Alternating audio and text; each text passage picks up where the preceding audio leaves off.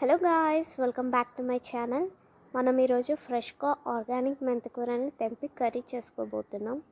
మెంతికూర అంటే చేదుగా ఉంటుందని చాలామంది అవాయిడ్ చేస్తారు, కానీ కరెక్ట్ వేలో కుక్ చేస్తే చేదు తగ్గి కర్రీ చాలా టేస్టీగా ఉంటుంది. నేను పెంచిన మెంతికూర ఒక 7 కట్టల వరకు వచ్చింది. ముందుగా మెంతికూరని కట్ చేసుకొని ఒక 2 to 3 టైమ్స్ బాగా కడుక్కోవాలి. ఈ మెంతికూర ఆర్గానిక్, ఏం పెస్టిసైడ్స్ లేకుండా పెంచినా కూడా మట్టి ఉంటుంది కాబట్టి 2 to 3 టైమ్స్ బాగా కడుక్కోవాలి. ఇప్పుడు స్టవ్ ఆన్ చేసి ప్యాన్లో ఆయిల్ యాడ్ చేయండి. ఆయిల్ హీట్ అయ్యాక 1 teaspoon mustard seeds, 1 teaspoon జీలకర్ర వేయండి. ఇప్పుడు కట్ చేసి పెట్టుకున్న ఒక మీడియం సైజ్ ఆనియన్ని వేసుకోవాలి.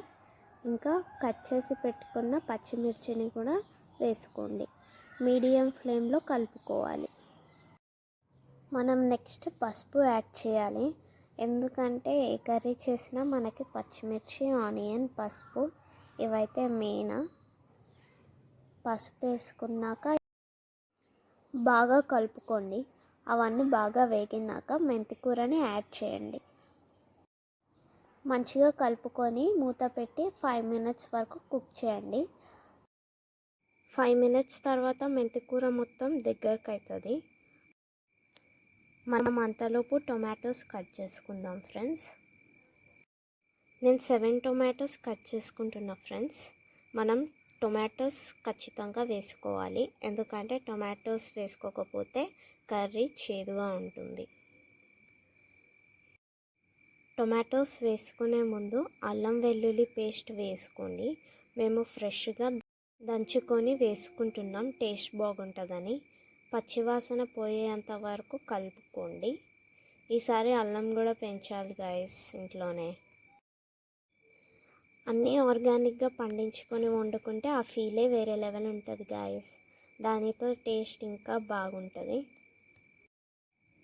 మనం ఇప్పుడు టొమాటోస్ యాడ్ చేసుకుందాం. అవి బాగా కలుపుకొని మగ్గేంత వరకు మూత పెట్టుకోవాలి. టొమాటోస్ మగ్గినాక తగినంత సాల్ట్ వేసుకోవాలి. మా కారంలో సాల్ట్ లేదు కాబట్టి మేము 1/2 టీ స్పూన్ సాల్ట్ వేసుకుంటున్నాం. ఒకవేళ మీ కారంలో సాల్ట్ ఉంటే కొంచెం తక్కువ వేసుకోండి. సాల్ట్ వేసుకున్నాక మీడియం ఫ్లేమ్లో కుక్ చేసుకోండి మూత పెట్టి. ఆ తర్వాత 1 టీ స్పూన్ కారం వేసుకోండి. మా కారం చాలా ఘాటుగా ఉంటుంది, అందుకే కొంచెం తక్కువ వేసుకున్నాం. అవి మీడియం ఫ్లేమ్లో క్యాప్ పెట్టి కుక్ చేసుకోండి. అంతే గైస్. ఒక 5 to 10 minutes తర్వాత మీ కర్రీ మంచిగా కుక్ అవుతుంది. ఇంకా మెంతికూర రెడీ. మీకు కావాలంటే లాస్ట్లో కొంచెం గరం మసాలా మరియు కొరియండర్ లీవ్స్ యాడ్ చేసి స్టవ్ ఆఫ్ చేయండి. ఈ కర్రీని వేడి వేడి అన్నంలో నెయ్యి వేసుకొని తింటే అసలు టేస్ట్ ఉంటుందిరా చారీ, ఇంకా చెప్పలేను. మీకు ఈ రెసిపీ నచ్చినట్లయితే లైక్ చేయండి, షేర్ చేయండి. ఇంకా నా ఛానల్ని సబ్స్క్రైబ్ చేయడం మర్చిపోకండి. Thanks for watching.